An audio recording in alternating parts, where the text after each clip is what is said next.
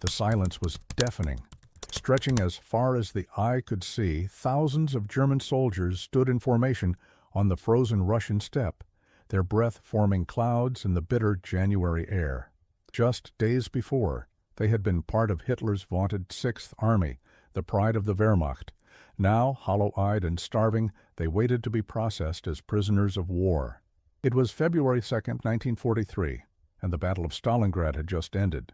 Of the 91,000 Germans who surrendered, fewer than 6,000 would ever see their homeland again. Before we dive into this extraordinary story, tell me in the comments, which city are you watching from? It's incredible to see our historical community spread across the world. And if you're new here, subscribe to the channel and turn on notifications. Each subscription helps us continue unearthing these fascinating stories that shaped our world. Now, let's get to the story. The fate of German prisoners in Soviet hands represents one of the most consequential yet understudied humanitarian tragedies of the Second World War. While the brutality of Nazi concentration camps has been extensively documented, the parallel story of German POWs in Soviet captivity remains shrouded in decades of Cold War secrecy and ideological tension. The numbers alone are staggering, of approximately 3.3 million German soldiers captured by Soviet forces between 1941 and 1945. Nearly 1.1 million died in captivity, a mortality rate approaching 40%. This was not merely a footnote to the larger conflict, but a human catastrophe of immense proportions that shaped post-war German identity and Soviet-German relations for decades. Yet understanding this tragedy requires looking beyond statistics to examine the complex interplay of revenge, pragmatism, ideology, and the harsh realities of a shattered Soviet infrastructure struggling to sustain even its own population. The story begins not in 1943, but on June 22, 1941, when Operation Barbarossa launched the largest invasion in military history. 3 million German soldiers poured across the Soviet border, beginning a campaign of unprecedented brutality. Hitler's war in the East was conceived not merely as a conventional military conflict, but as an ideological crusade against Jewish Bolshevism and a colonial war for Lebensraum, living space for the German people. The Commissar order, issued before the invasion, directed the immediate execution of captured Soviet political officers. The Wehrmacht's guidelines for troop conduct in the East essentially removed legal protections for the civilian population. "We have only one task," wrote General Erich Hoepner to his panzer troops, "the annihilation of the Slavic race." This war of annihilation resulted in the deaths of millions of Soviet civilians and POWs. Of the 5.7 million Soviet soldiers captured by German forces, an estimated 3.3 million, or 57%, died in captivity, most within the first year of the war.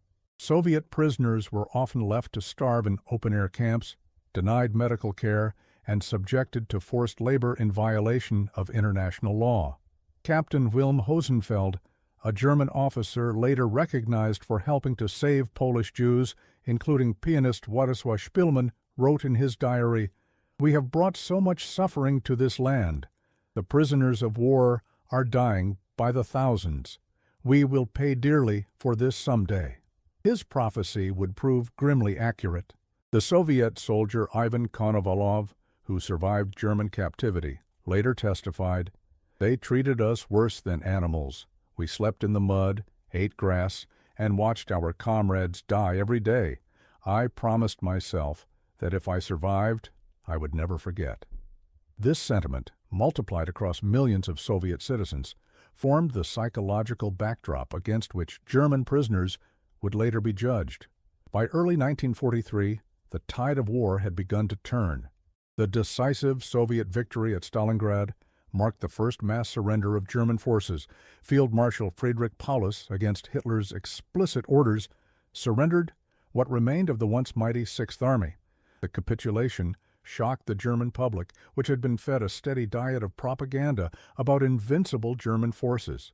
For the Soviets, it represented not just a military triumph, but a psychological turning point. NKVD Colonel Nikolai Dyatlenko, who negotiated the surrender terms with General Schmidt, Paulus's chief of staff, recalled the moment. I looked into his eyes and saw the realization that their world was crumbling. For the first time, a German general was not dictating terms but begging for the lives of his men. Those lives now hung in a precarious balance. Soviet policy toward prisoners existed within a complex framework shaped by international law, domestic politics, and the brutal realities of total war. The USSR had signed the 1929 Geneva Convention relative to the treatment of prisoners of war, but had not ratified it. Nevertheless, upon German invasion, the Soviet government issued a directive on July 1, 1941, establishing regulations for POW treatment that largely aligned with Geneva standards. Reality, however, would prove far different from policy. The Soviet Union's ability to adhere to these principles was severely compromised by several factors: the destruction of its western territories, where most camps would be located, the prioritization of resources for the war effort, a genuine hatred for the invaders who had caused such suffering, and Stalin's own view that surrendered soldiers, including Soviets captured by Germans, were inherently suspect. The initial handling of German prisoners reflected these contradictions. As the Wehrmacht was pushed westward, captured Germans faced immediate challenges that proved fatal for many.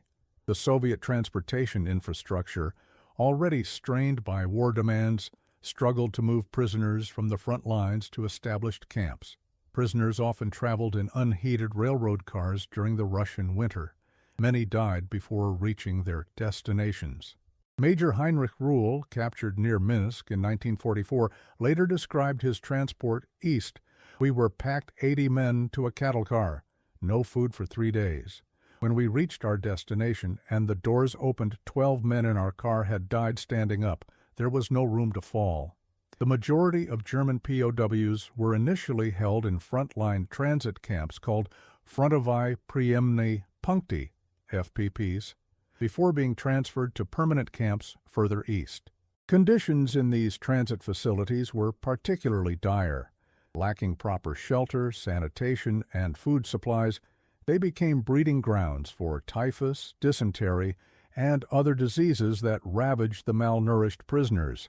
Soviet archival records opened since the 1990s reveal that during the winter of 1941-42, mortality rates in some transit camps exceeded 90%. These deaths were not primarily the result of deliberate policy, but of genuine inability to provide for prisoners amid catastrophic wartime conditions. By contrast, the death rate dropped significantly, though still remained tragically high, once prisoners reached permanent camps with established infrastructure. The permanent camp system, administered by the Main Administration for Affairs of Prisoners of War and Internees, GUPVI, eventually grew to include over 500 camps and thousands of smaller labor battalions. Unlike the Gulag system for political prisoners, GUPVI camps were specifically designed for foreign POWs and were theoretically operated according to different standards. Camp conditions varied dramatically depending on location, time period, and the prisoner's perceived value. Officers generally received better treatment than enlisted men, and those with useful skills, doctors, engineers, mechanics, often enjoyed better rations and housing in exchange for their services. Specialists like Dr. Werner Lurke, a German physician captured at Stalingrad, recalled being given relatively humane treatment in exchange for treating both fellow prisoners and Soviet personnel. I was allowed extra rations and a private corner in the barracks. In return, I worked 16-hour days treating frostbite, dysentery, and wounds with almost no medicine or equipment. The average prisoner's experience was far bleaker. Daily rations in most camps provided between 1,200 and 2,000 calories, insufficient for men performing hard labor, particularly during the brutal Russian winters. A typical daily ration might include 400 grams of bread, a thin soup made from cabbage or potatoes, and occasionally small amounts of kasha, buckwheat porridge, or fish. By comparison, Soviet civilians were often allocated 700 grams of bread daily, while Soviet soldiers received up to 900 grams. The majority of camps employed prisoners in reconstruction efforts, mining, forestry, or manufacturing. Work norms were demanding, with the rations tied to productivity, a system that created a deadly cycle for weakened prisoners. Unable to meet their quotas, they received reduced rations. Growing weaker still, many succumbed to what prisoners called the slow death, a gradual deterioration from malnutrition, exhaustion, and disease. Each morning we checked who had died during the night, remembered Johann Müller, a former Wehrmacht corporal who survived 7 years in Soviet captivity. We would carry the bodies outside and stack them like firewood until they could be buried. Some mornings in the winter of '43, we'd find 30 or 40 men frozen in their sleep. The winter of 1943-1944 proved especially deadly, with Soviet resources stretched to their limit by the continuing war effort. Prisoners received the lowest priority for food, medicine, and warm clothing. In some camps in the Urals and Siberia, mortality rates reached 70% during these months. Survivors often resorted to desperate measures, consuming grass, tree bark, and occasionally even the flesh of dead comrades, though Soviet authorities severely punished cannibalism when discovered. Yet amidst this suffering, there were unexpected moments of humanity. Nina Levashova, who worked as a nurse in a camp hospital near Stalingrad, later recounted, "I had lost my husband and 2 brothers to the Germans. I thought I would hate these prisoners, but when I saw how they suffered, something changed. They were just young men like our own boys. I couldn't hate them anymore." Such compassion was not uncommon among ordinary Soviet citizens, despite official propaganda depicting all Germans as fascist monsters.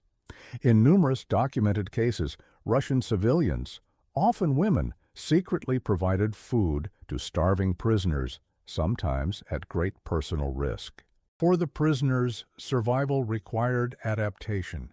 Many learned Russian, forming connections with guards and civilian workers that could mean the difference between life and death. Others turned to the growing political movements within the camps, particularly the National Committee for a Free Germany, NKFD, and the League of German Officers, BDO.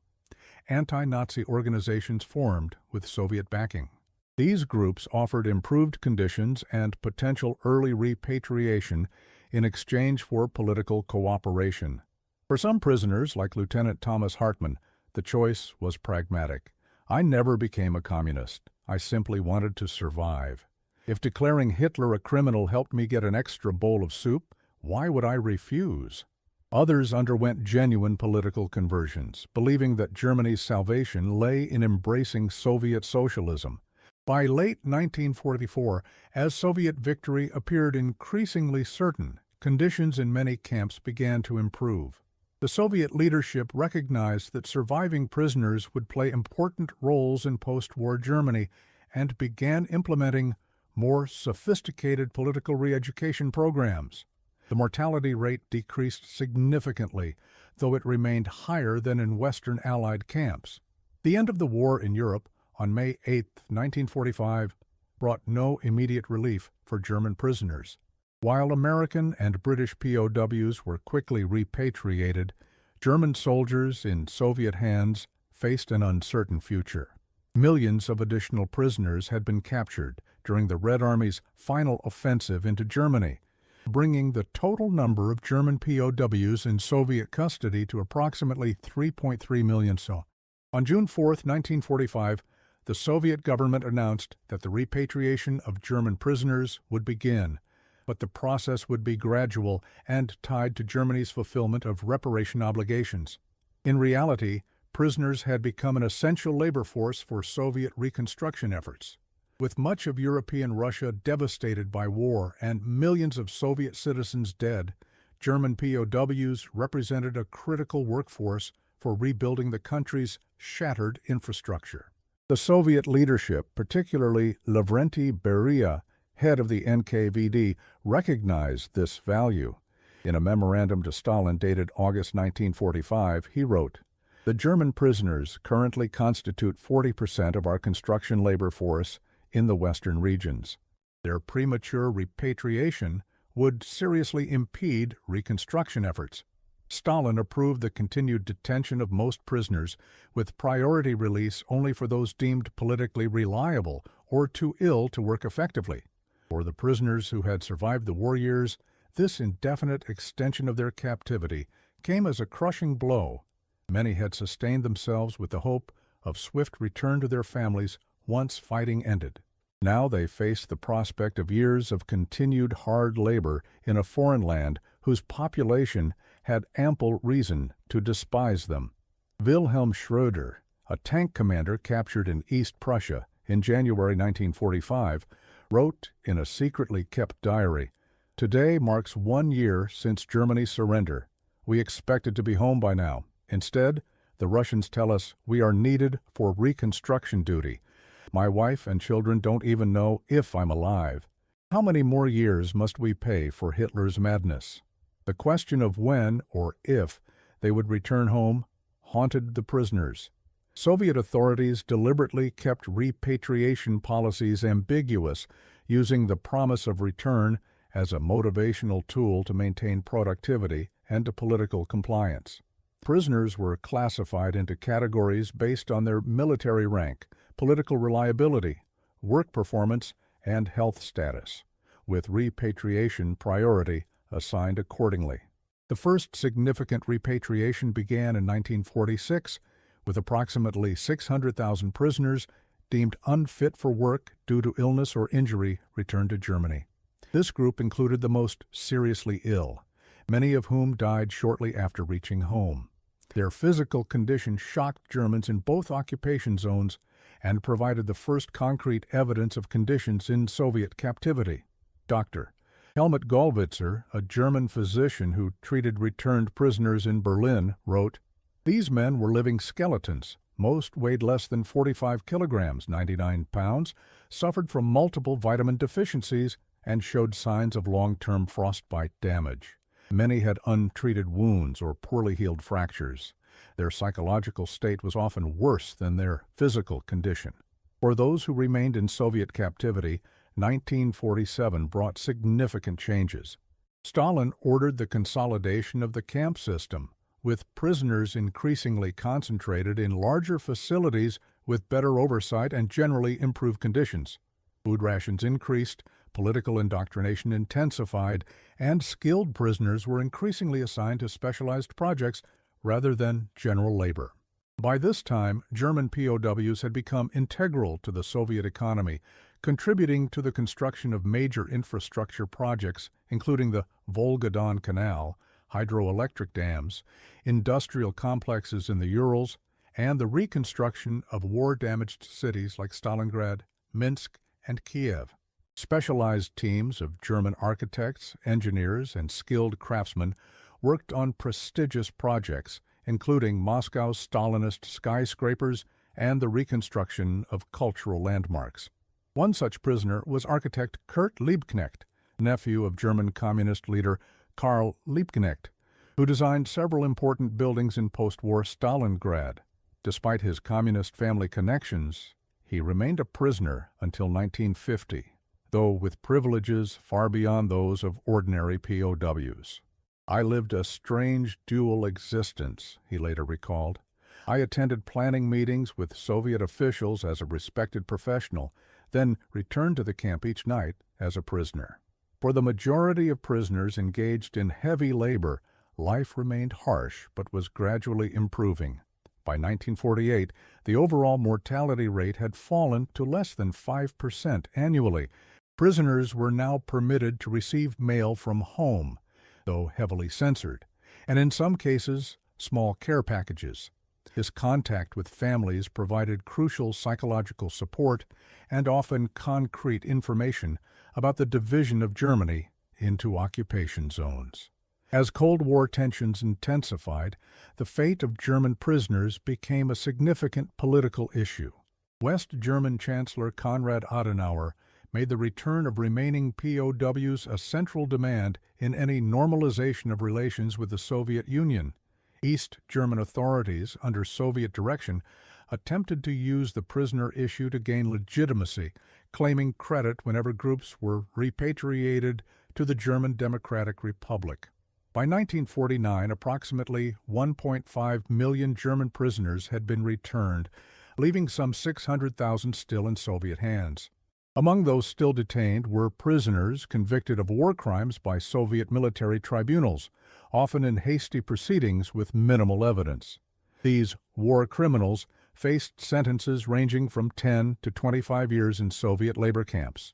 Major Hans Fuchs, convicted of participating in crimes against Soviet citizens based on his unit's presence in an area where atrocities occurred, though without specific evidence of his personal involvement, described his trial. The entire proceeding lasted less than 20 minutes. I was allowed no defense. The translator summarized rather than translated. When I tried to speak, I was told to be silent. 25 years was the sentence, just like for everyone else that day. Many of these convictions were legitimate responses to genuine atrocities. Others represented a form of collective punishment or convenient legal fiction to retain valuable labor. The Soviet definition of war criminal was notably broad, encompassing officers who had served in units implicated in atrocities regardless of personal participation, as well as members of organizations deemed criminal at Nuremberg, including the SS. By 1950, international pressure for the release of remaining prisoners had intensified.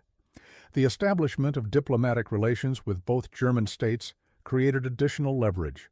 In response, Stalin announced a major repatriation initiative, with all remaining prisoners except convicted war criminals to be released by the end of 1949, a deadline that would ultimately be extended. The repatriation process accelerated dramatically, with trains carrying former prisoners arriving regularly in both East and West Germany. For many families, these homecomings brought not joy, but new trauma.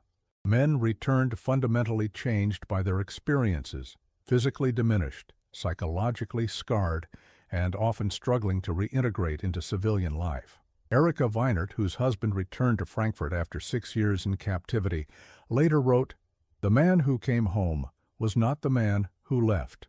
Karl had aged 30 years, not 6. He woke screaming from nightmares, hoarded bread under his pillow, and could not bear to be in crowded rooms. Our children were afraid of him." It took years before he could speak about what happened there.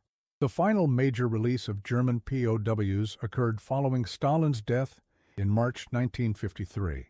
Soviet Premier Georgy Malenkov, seeking to establish his diplomatic credentials, ordered an amnesty that included the remaining German war criminals.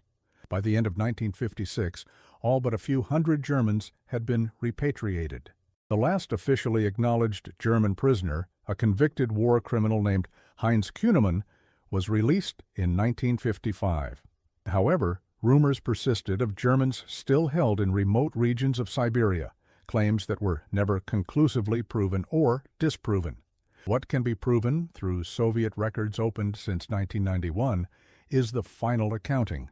Of the 3.3 million German military personnel who fell into Soviet hands, approximately 1.1 million died in captivity.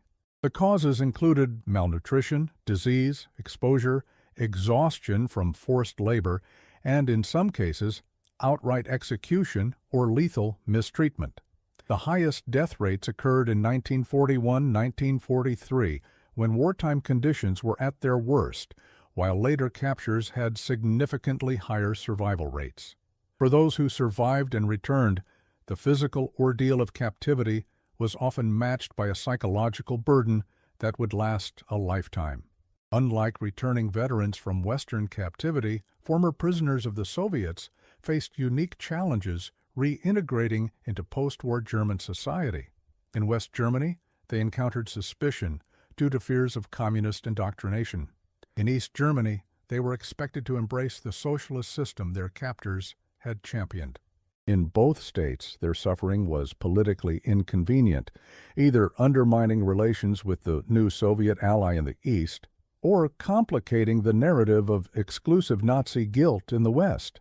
"We returned as phantoms to a country that didn't want to hear our stories," wrote former POW Klaus Biernat in his 1962 memoir. In the East, we were told to celebrate our re-education by the Soviets. In the West, we were suspected of being brainwashed. Neither side wanted to confront what had actually happened to us. The question that haunts this history remains. Why did so many German prisoners die in Soviet hands? Was it a deliberate policy of extermination, as some post-war German accounts claimed? Was it simply the inevitable result of the catastrophic conditions in the war-ravaged Soviet Union? Or was it something more complex, a combination of revenge, necessity, neglect, and the brutal logic of a total war that had already abandoned most humanitarian constraints? The evidence suggests a nuanced answer. No Soviet document has ever been found ordering the deliberate extermination of German prisoners, unlike the explicit Nazi orders regarding Soviet POWs. Soviet regulations consistently called for the humane treatment of prisoners, even as they prioritized their labor value. Stalin himself, while hardly humanitarian in outlook, recognized the potential propaganda and diplomatic value of reasonably treated prisoners. Yet intentions and outcomes rarely aligned. The Soviet system was brutal, even toward its own citizens, with little margin for compassion toward former enemies. The same bureaucratic callousness that characterized the Gulag affected the POW camps. When prisoners died from cold, hunger, or disease, it represented not so much a triumph as a failure of resource management in Soviet eyes. The testimony of NKVD officer Mikhail Petrov, who supervised several POW camps in the Urals from 1944 and 1949, offers insight into the official mindset. We were judged by two metrics, labor output and prisoner mortality. High production with low deaths meant promotion. But when resources were scarce, we had to choose. Moscow wanted coal and timber more than it wanted Germans to survive. Geographic factors also played a crucial role in prisoner survival. Those held in the more temperate regions of Ukraine or southern Russia generally faced better odds than those sent to the forests of Siberia or the mines of the Arctic Circle. Similarly, the timing of capture strongly influenced survival chances. Those taken during the desperate battles of 1941 to 43, when the Soviet Union was fighting for its very existence, faced mortality rates approaching 70%. By contrast, soldiers captured during the 1945 offensives, when Soviet resources and organization had improved, had survival rates above 80%. The prisoners' own backgrounds and choices also affected their fates. Officers, especially those with technical education, survived at much higher rates than ordinary infantry. Germans from working-class backgrounds adapted more readily to the physical demands of labor camps than middle-class or aristocratic soldiers. Those who learned Russian and demonstrated political flexibility generally received better treatment than those who maintained rigid opposition to their captors. Perhaps most significantly, the mortality patterns in Soviet POW camps must be understood in the context of the broader war. The Eastern Front represented a conflict of unprecedented savagery, where both sides committed atrocities on a massive scale. The German invasion had deliberately targeted Soviet civilians for starvation, forcible deportation, and, in many cases, outright murder. Some 3 million Soviet POWs had already died in German hands. Many deliberately starved or worked to death as a matter of policy. The scale of German crimes against Soviet prisoners and civilians created a thirst for retribution that inevitably affected how our soldiers and officials treated German captives, observed Soviet historian Mikhail Semirjaga in a 1995 study. This does not justify mistreatment, but it provides essential context for understanding why humanitarian considerations were often secondary. This context is crucial for understanding, though not excusing, the Soviet treatment of German prisoners. International law, including the Hague and Geneva Conventions, established clear standards for POW treatment. Yet the brutal reality of the Eastern Front had already shattered these norms long before the first significant groups of Germans entered Soviet captivity. the historical legacy of German POWs in Soviet hands remains contested ground. In post-Soviet Russia, the topic has received relatively little scholarly attention, overshadowed by the immense Soviet sacrifices during what Russians call the Great Patriotic War. When addressed at all in Russian historiography, the high mortality among German prisoners is typically attributed to the destroyed infrastructure and genuine resource shortages facing the wartime Soviet state. In Germany, the experience of POWs has occupied a complicated position in national memory.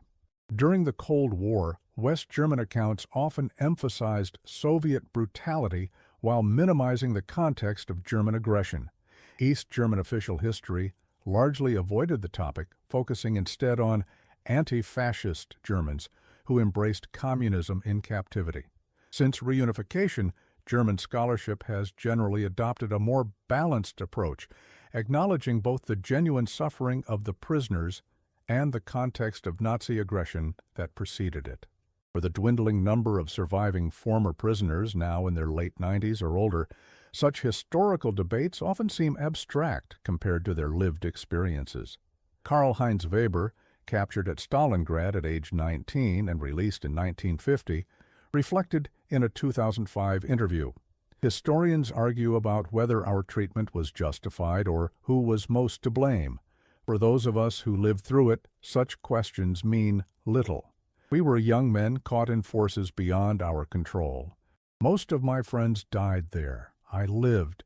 Neither outcome had much to do with justice. The human dimension of captivity extended far beyond the prisoners themselves. In Germany, millions of families endured years of agonizing uncertainty. The International Red Cross had limited access to Soviet camps, and information about specific prisoners was scarce. Many families learned of their loved ones' fate only years after the war's end, if at all. Maria Kraus of Dresden received official notification of her husband's death in Soviet captivity in 1953, 8 years after he was captured and 2 years after he had actually died. For 8 years, I lived in limbo, she wrote, in a letter to East German authorities. Not a widow, not a wife. I could neither mourn nor hope. The children of the missing and dead experienced their own trauma. An estimated 1.5 million German children grew up fatherless due to deaths in Soviet captivity. Many others saw fathers return as strangers, physically diminished, psychologically damaged, and often unable to resume family roles. The intergenerational trauma created by these disrupted families has been documented in numerous sociological studies of post-war German society. Beyond the human toll, the experience of German POWs in Soviet hands had significant political and cultural impacts. In West Germany, returning prisoners became powerful symbols in Cold War propaganda, their testimonies fueling anti-Soviet sentiment that helped integrate West Germany into NATO. The homecoming, Heimkehrer, became a stock character in post-war German literature and film, embodying both victimhood and guilt. In East Germany, the regime attempted to showcase re-educated former POWs as models of socialist conversion while suppressing accounts of suffering in Soviet camps. Despite these efforts, the experience of returning prisoners contributed to widespread popular skepticism toward Soviet-style socialism that would ultimately undermine the German Democratic Republic. The legacy of German POWs in Soviet captivity also influenced post-war international humanitarian law. The experiences on the Eastern Front, including the treatment of POWs by both sides, directly informed the drafting of the expanded 1949 Geneva Conventions, which strengthened protections for prisoners of war and civilians in future conflicts. As the Cold War intensified, the fate of German prisoners faded from international attention. Yet the human connections formed during captivity sometimes transcended political boundaries. In the 1970s and 1980s, some former prisoners established contact with Soviet citizens they had met during captivity, guards, civilian workers, or ordinary Russians who had shown them kindness. These relationships, conducted through carefully worded letters that could pass Soviet censorship, represented small bridges across the Iron Curtain. One such connection was documented between former Wehrmacht officer Johannes Merton and the family of Maria Petrova, a Soviet doctor who had treated him in a camp hospital near Stalingrad. When Merton fell gravely ill with pneumonia in 1944, Petrova had risked censure by allocating scarce penicillin for his treatment. After his return to Germany, Merton managed to locate her through the Red Cross and maintained correspondence for decades, eventually visiting her family in Volgograd, formerly Stalingrad, in 1987. "She saved my life when I was her enemy," Merton recalled. "This taught me more about humanity than any philosophy or religion." Such individual acts of compassion, occurring within a system of mass suffering, highlight the complexity of the historical record. The Soviet camp system was not monolithic, nor were individual Soviet citizens uniformly hostile toward their German prisoners. As with most aspects of the Eastern Front, simple narratives of heroes and villains fail to capture the full reality. The opening of Soviet archives since 1991 has allowed historians to construct a more complete picture of German POWs' experiences. These records reveal both the structural factors that contributed to high mortality and the evolution of Soviet policy over time. They also document the economic contribution of prisoner labor to Soviet reconstruction, a contribution that has received little official recognition from either Russian or German authorities. According to Soviet records, German prisoners contributed to the construction of approximately 120 major industrial facilities, 100 significant urban reconstruction projects, and thousands of kilometers of roads, railways, and canals. The economic value of this forced labor has been estimated at several $billion in contemporary terms, effectively a form of war reparations extracted through human capital rather than monetary payments. Some prisoners developed complex relationships with their captivity. Herbert Richter, who spent 7 years working as a draftsman in the reconstruction of Kiev, reflected, "I helped rebuild a city that my army had helped destroy. There is a strange symmetry in that. We came as conquerors and left as builders. I cannot say the Russians were wrong to use our labor after what we did to their country." This sentiment, a recognition of German responsibility without diminishing the suffering of the prisoners, represents perhaps the most balanced perspective on this complex history. The treatment of German POWs cannot be divorced from the context of Nazi Germany's war of annihilation against the Soviet Union, which claimed over 27 million Soviet lives. Yet acknowledging this context does not diminish the genuine suffering of ordinary German soldiers who endured and often perished in Soviet captivity.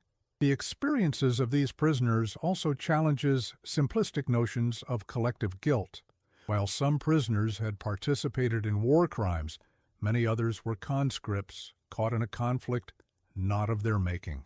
Young Germans drafted in the war's final years had little connection to the regime's early atrocities, yet all faced the consequences of a war that had abandoned most humanitarian constraints long before their capture.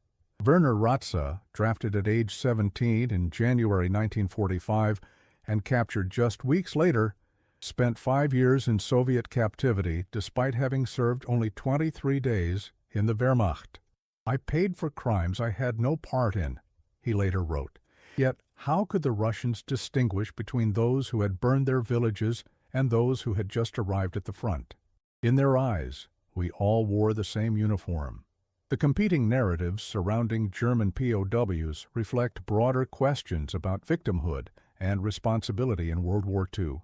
In the immediate post-war period, many Germans embraced a narrative of their own suffering through bombing, expulsion from Eastern territories, and the fate of POWs, while minimizing their complicity in Nazi crimes. This selective memory faced increasing challenges from the 1960s onward, as younger Germans confronted their parents' generation about the Holocaust and other Nazi atrocities. Today, most serious historians reject both extremes, neither dismissing German suffering as deserved punishment nor detaching it from the context of Nazi aggression. Instead, they situate the experience of German POWs within the broader tragedy of a war that inflicted unprecedented suffering on civilian populations and military personnel alike. The last major wave of German POW returns coincided with West German Chancellor Konrad Adenauer's historic 1955 visit to Moscow, which established diplomatic relations between the Federal Republic and the Soviet Union. Among Adenauer's key demands was the release of the last German prisoners, including those convicted as war criminals. Soviet Premier Nikolai Bulganin agreed to this demand, and by early 1956, virtually all acknowledged German prisoners had returned home. For most, homecoming brought new challenges. Many suffered from chronic health problems resulting from their captivity, tuberculosis, heart conditions, digestive disorders, and lasting effects of frostbite and malnutrition. Psychological trauma was even more widespread, with post-traumatic stress, depression, and anxiety common among returnees. West German authorities established a system of medical benefits and pensions for former POWs, recognizing their captivity as a war-related disability. East Germany provided more limited support, primarily for those who embraced the socialist system. In both states, however, the psychological dimension of the prisoners' suffering received little professional attention, a reflection of the limited understanding of trauma in the post-war period. The reintegration of former prisoners into German society was further complicated by the transformed country they returned to. Many found their homes destroyed, families displaced, and communities fundamentally altered. Those returning to East Germany faced the irony of living under a political system modeled on the one they had experienced in captivity. Those in West Germany encountered an emerging consumer society increasingly disconnected from the war experience. Hans Bauer, returning to Munich in 1950 after 6 years in captivity, described the disconnect. People were talking about new cars and fashion. They complained about coffee prices or housing shortages. Meanwhile, I was still startled by electric lights and couldn't sleep on a mattress after years on wooden planks. We inhabited different worlds. For many former prisoners, the companionship of fellow survivors provided the most meaningful support. Veterans organizations like the Association of Returnees, Verband der Heimkehrer, in West Germany offered both practical assistance and psychological validation for men whose experiences often went unacknowledged in broader society. Similar groups existed in East Germany, though under strict party control. These organizations also became important advocates for historical recognition and compensation. In West Germany, they successfully lobbied for the Prisoner Compensation Law of 1954, which provided payments based on the duration of captivity. East German authorities, following Soviet guidance, rejected the concept of compensation, maintaining that captivity had offered Germans the opportunity for anti-fascist re-education. The historical legacy of German POWs in Soviet hands continues to evolve. With the end of the Cold War, Russian and German historians have engaged in collaborative research projects examining the fate of prisoners on both sides. Memorial sites have been established at some former camp locations, particularly in Russia and Ukraine, often through joint initiatives. In 2000, the German government established a compensation fund for former forced laborers under Nazi rule, primarily Eastern Europeans brought to Germany during the war. Some Russian commentators noted the irony that no similar compensation has ever been offered to Soviet citizens for the economic contribution of German prisoner labor to Soviet reconstruction. As the last survivors reach the end of their lives, the experience of German POWs transitions from living memory to historical record. The personal testimonies, diaries, letters, and memoirs they leave behind offer invaluable insights into a chapter of World War II that has often been overshadowed by other aspects of that global conflict. The first major scholarly studies of German POWs in Soviet captivity appeared in the 1970s, often drawing on survivor testimonies in the absence of Soviet archival access. These early works frequently emphasize Soviet brutality while downplaying the context of German aggression. Since the 1990s, access to Soviet military and NKVD archives has enabled more balanced assessments, though political sensitivities continue to affect research in both Germany and Russia. One persistent question involves comparisons between Soviet treatment of German prisoners and German treatment of Soviet POWs. While mortality rates were high in both directions, approximately 57% for Soviet prisoners in German hands versus 35–40% for Germans in Soviet captivity, the underlying causes differed significantly. German policy toward Soviet prisoners, particularly in 1941–42, reflected deliberate decisions to deny adequate food and shelter as part of a broader strategy of eliminating excess Slavic populations.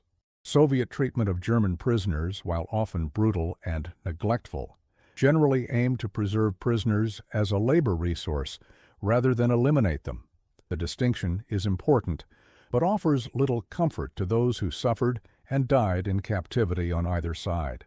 As Russian historian Oleg Alexandrov noted in a 2010 study, the fact that Soviet authorities valued German prisoners primarily as laborers rather than targeting them for death may seem a moral distinction to historians, but from the perspective of a prisoner dying of starvation in a labor camp, such distinctions become academic. Beyond the statistical assessments lies the human dimension of captivity, the daily struggle for survival in environments of extreme deprivation.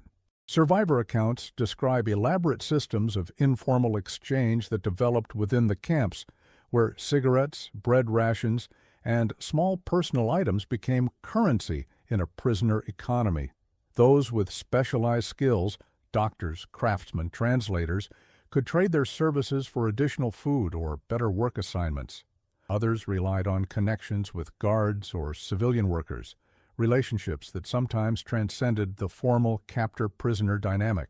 Our survival often depended on the small kindnesses of ordinary Russians, recalled former prisoner Gerhard Müller, a female cook who would scrape extra soup from the bottom of the pot, a guard who would look away when we stopped to rest. These human moments in an inhuman system made the difference between life and death for many of us. For many prisoners, intellectual and spiritual resources proved as important as material ones. Improvised educational programs flourished in many camps, with prisoners teaching languages, mathematics, engineering, and other subjects using whatever materials were available. These activities provided not just practical skills for potential future use, but essential psychological sustenance. Religious practice, though officially discouraged by Soviet authorities, continued clandestinely in most camps. Protestant and Catholic prisoners organized secret prayer groups and, where possible, services led by captured military chaplains. Religious holidays were marked with whatever modest observances could be managed. Several survivors credit these spiritual practices with sustaining their will to live through the darkest periods of captivity. Cultural activities provided another survival mechanism.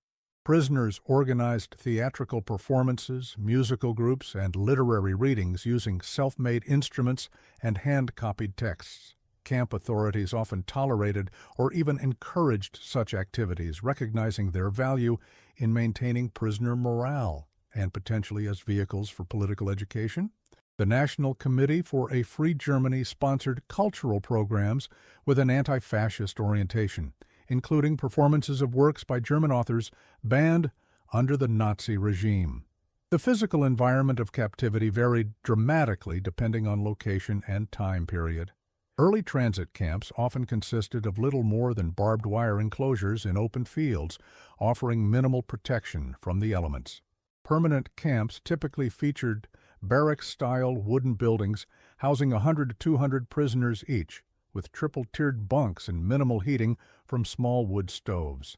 Sanitation facilities were primitive, contributing to the spread of dysentery and other diseases that claimed many lives. Survivors frequently mentioned the psychological impact of the vast Soviet landscape, particularly for those held in remote regions of Siberia or Central Asia. The sheer scale of the country and the extreme climate created a sense of isolation more profound than physical barriers alone could impose. Many prisoners reported that this psychological distance from home, more than hardship itself, broke the spirits of their comrades. As years passed in captivity, prisoners developed various coping mechanisms. Some focused obsessively on the technical details of camp life, optimizing work techniques to conserve energy, developing elaborate systems for maintaining clothing, or creating mental routines to preserve sanity. Others escaped into detailed fantasies of future lives or reconstructed memories of pre-war existence. Many formed close bonds with fellow prisoners, creating surrogate family structures that provided mutual support and protection. For some, ideological conversion offered a psychological lifeline. By embracing anti-fascist perspectives and cooperating with Soviet political education, these prisoners found new meaning that helped them endure captivity.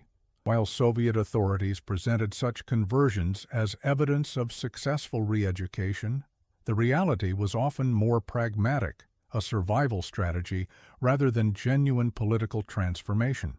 The most comprehensive study of returned prisoners conducted by German psychiatrist Alexander Mitscherlich in the late 1950s identified several common psychological patterns among survivors. Many displayed symptoms now recognized as post-traumatic stress disorder, flashbacks, nightmares, emotional numbing, and extreme startle responses. Others exhibited what Mitscherlich termed survivor personality, characterized by extreme self-sufficiency, emotional detachment, and difficulty trusting authorities or institutions. Perhaps most significantly, Mitscherlich documented what he called the delayed processing of captivity trauma. Many former prisoners functioned relatively normally in the immediate post-return period, focusing on practical challenges of reintegration. Only years later, often as they approached retirement age, did the full psychological impact of their captivity experiences emerge, manifesting as depression, anxiety, and compulsive focus on past sufferings. This delayed trauma response helps explain why the experience of German POWs received relatively little public attention in Germany during the economic miracle years of the 1950s and 1960s, only to reemerge as a significant cultural and historical topic in the 1970s and 1980s. By then, many survivors had reached an age and economic security that allowed them to process and articulate their experiences. The generational dimension of the POW experience also shaped its historical legacy. For children of former prisoners, their father's captivity often represented a shadow narrative within family history, sometimes explicitly discussed, sometimes manifested only through unexplained behaviors or emotional patterns. Many children report growing up with fathers who hoarded food, reacted unpredictably to loud noises, or maintained emotional distance that they only later understood as consequences of captivity trauma.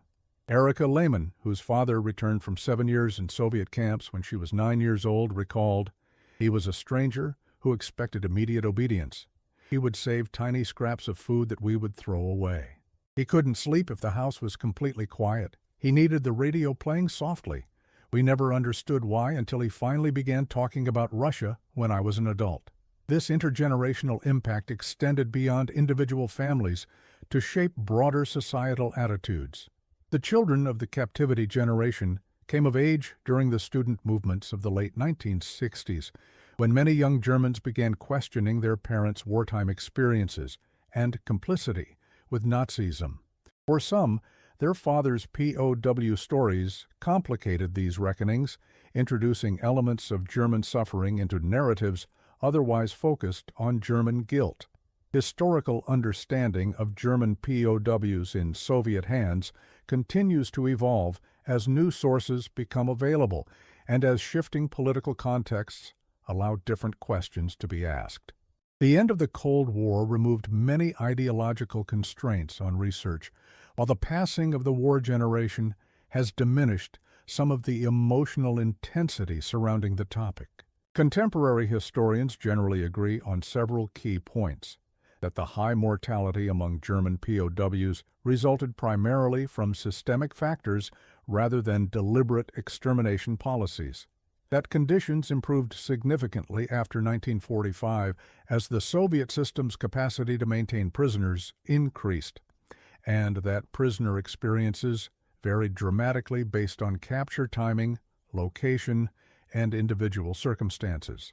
Beyond these points of consensus, scholarly debate continues regarding the degree to which Soviet authorities could have mitigated prisoner deaths through different resource allocation, the extent to which punitive motives influenced Soviet policy, and how German POW experiences should be contextualized within the broader framework of World War II atrocities. What remains beyond dispute is the human cost. Approximately 1 million German soldiers died in Soviet captivity, most far from home in unmarked graves. Millions more survived, but returned physically and psychologically transformed by their experiences. Their families and communities bore secondary impacts that shaped German society for decades. This legacy deserves neither exploitation as Cold War propaganda nor dismissal as justified retribution, but rather thoughtful historical examination that acknowledges both the suffering of individual prisoners and the context of the brutal war that brought them to Soviet soil. The story of German POWs in Soviet hands thus offers no simple moral lessons, only the complex reality of human beings caught in the machinery of total war, a reality that transcends political boundaries and ideological frameworks. In the words of former prisoner Theo Schutz, who spent 8 years in captivity before returning to become a history teacher in Cologne, "We were not heroes, we were not martyrs. We were simply men trying to survive in circumstances we had never imagined possible.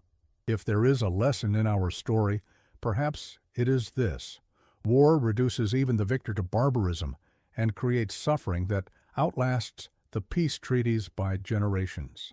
As the last eyewitnesses depart, the responsibility for remembering and understanding their experiences passes to subsequent generations.